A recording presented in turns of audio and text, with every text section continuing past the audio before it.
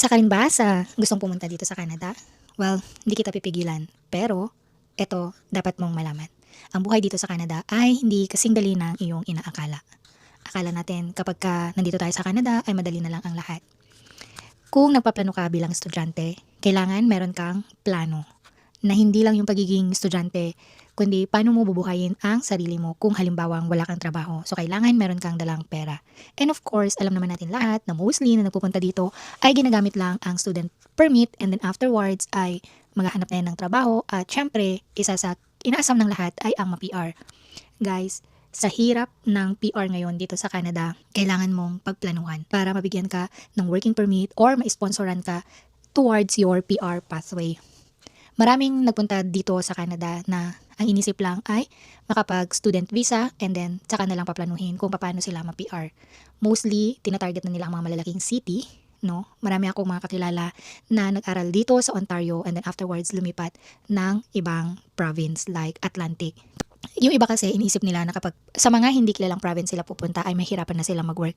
Well, kaya ka nga merong proof of fund. Hindi lang dapat proof of fund kundi totoong meron kang pera na dadalhin. Hindi lang siya sa papel. Yung plano talaga ay importante. So, bago kami pumunta ng Canada, student visa, yes.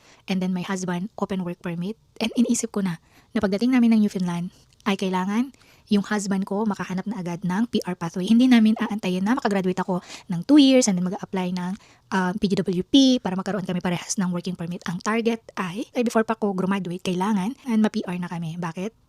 Para yung tuition fee ko ay mas mababa. Ang target namin ay maging local rate. At bukod doon, hindi na kami mag-aantay pa ng ilang taon. Morong problema na after graduation kasi, syempre yung validity ng study permit ko, doon din nakadepende yung validity ng open work permit ng aking asawa at doon din nakadepende yung validity ng study permit ng aking anak. So once na graduate ako, we only have 90 days para mag-apply ng PGWP.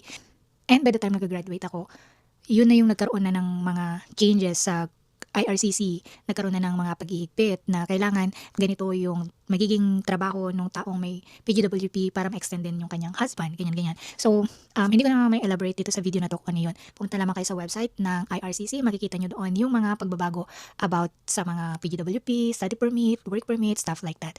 And kung meron kayong gustong i-discuss or gustong i-share ko na experience namin dito sa Canada, just comment down below guys. And anyway, ayun, pag-isipan nyo mabuti kung gusto nyo pumunta dito, lalo na kung maganda ang buhay nyo dyan sa Pilipinas. Kung kumikita kayo ng malaki and nakaka-save naman kayo, tingnan nyo muna, i-compare nyo din kung ano yung magiging kapalaran nyo dito.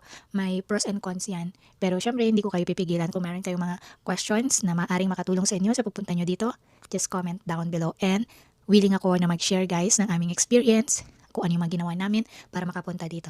Yun lang. Bye! Please don't forget to subscribe and share this video.